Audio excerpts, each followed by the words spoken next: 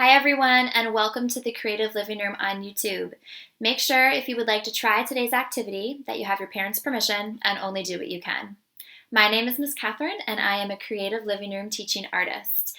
The project I'm going to do today is brought to you by the Creative Living Room, a nonprofit arts education organization in Swarthmore, PA, and it's based off of our summer camp programs and curriculum. I am very excited to share some of the things that we like to do during camp. This video is also supported by donations, so if you would like, please consider clicking on the donation link in the comments to give what you can. We would also love to have you subscribe to the YouTube channel, hit the bell to receive notifications about future videos, and I hope you'll give me a thumbs up if you had fun today.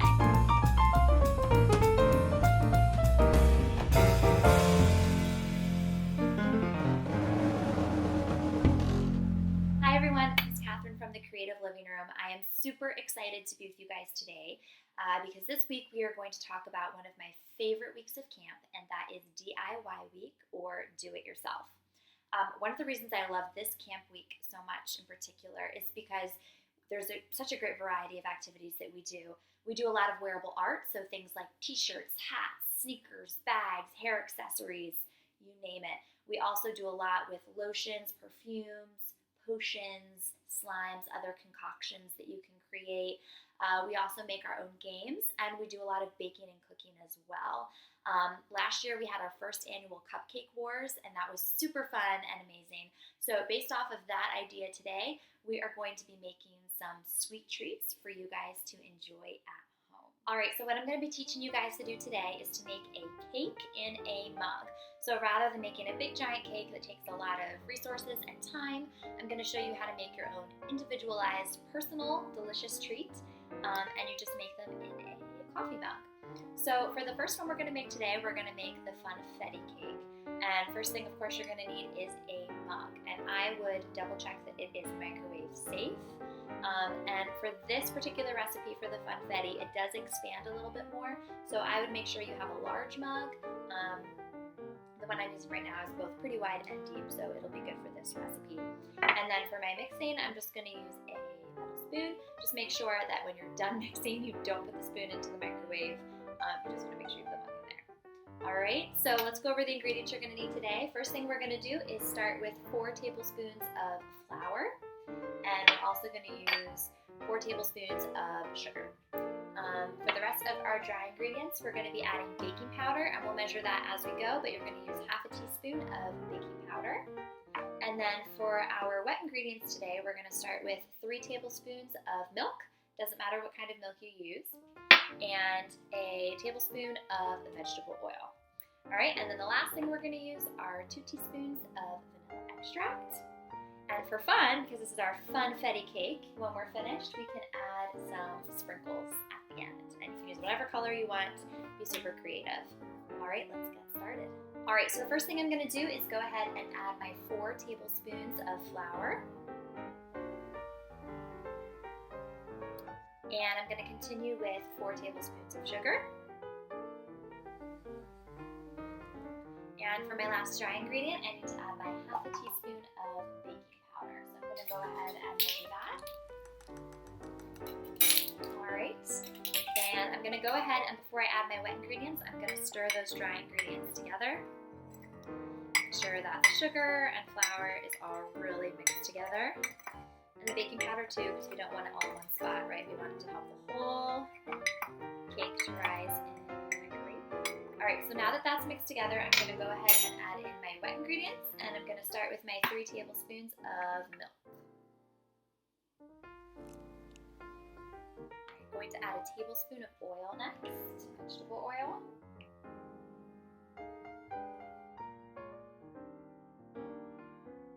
Alright, and to finish off, I'm adding my 2 teaspoons of vanilla extract.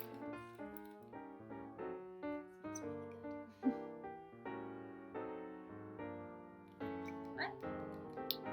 And 2. Alright, now that I've got all my wet and dry ingredients in there, I'm going to go ahead and stir.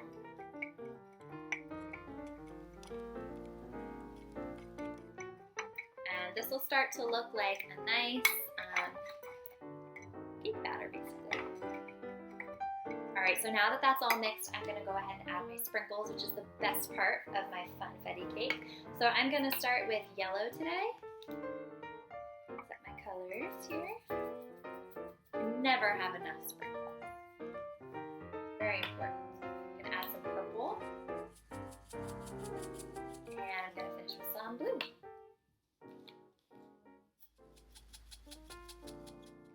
Alright, so once I have my sprinkles in there, I'm going to go ahead and mix one more time. Alright, so now that I have that all mixed together, I'm going to go ahead and put this in the microwave. And what I'm going to do is actually bake it in 1 minute intervals. And I'll do that about 2 or 3 times, just kind of checking as I'm going. And I'm going to make sure my microwave is also set on about 30% power.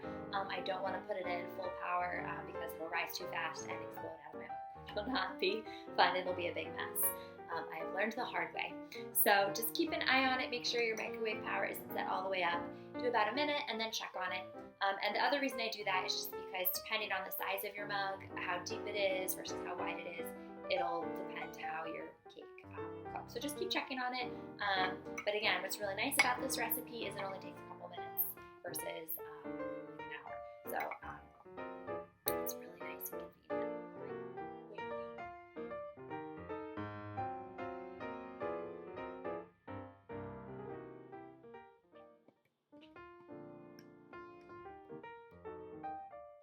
All right, so here is our finished Funfetti cake. As you can see, I did add some extra sprinkles on top just to make it super pretty. And I did also have to be careful that after those 2 minutes in the microwave that I let the cake settle before eating it. Enjoy! All right, so for our second mug recipe today, we're going to be making chocolate cake, which is my favorite. Most of the ingredients are the same, but we're going to add cocoa powder to this one. So to start off, we're going to use 4 tablespoons of flour again. This time we're only going to use 3 tablespoons of sugar. And for this recipe again, to make it chocolate, we're going to use 2 tablespoons of cocoa powder. For our baking powder, we're only going to add half a teaspoon, so half a teaspoon of baking powder. And then for our wet ingredients today, we're going to start again with 3 tablespoons of milk. For our vegetable oil, we're going to do just a tablespoon of oil and then a teaspoon of vanilla extract. All right, so I'm going to start by adding my flour, my 4 tablespoons of flour to my mug. All right, then we're going to add our 3 tablespoons of sugar, our 2 tablespoons of cocoa powder,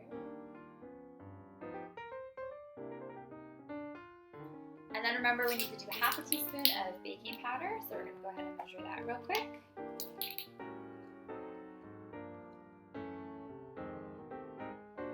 Alright, and then once all of our dry ingredients are in, remember we're going to mix those first before we put the wet ingredients in. Ooh, it's exploding. Careful when you're stirring.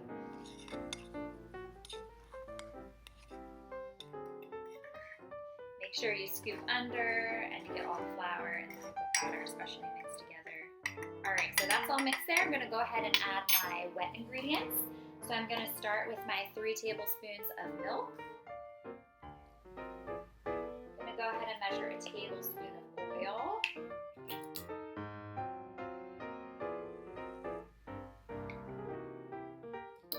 Alright, and then the last thing we have to add is our vanilla. So we're going to do a teaspoon of vanilla extract.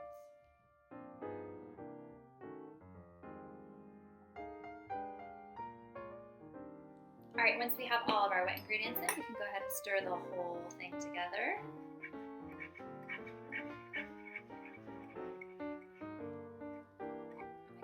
Already looks like a delicious chocolate brownie mix. Alright, so now that I have this all mixed, I'm going to go ahead and put it in the microwave. I would actually recommend that you put it in 1 minute intervals. What I've done in the past and has worked really well is I'll put it in for a minute at about 30% power, just so that it doesn't rise too quickly in the mug, and then I'll do that 2 to 3 times and just check on it, make sure it's cooking nicely, and you should get a nice brownie-like cake.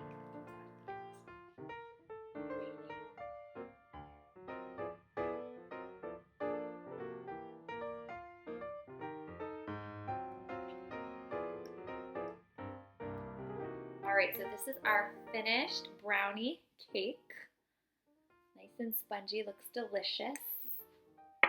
I am going to take a bite.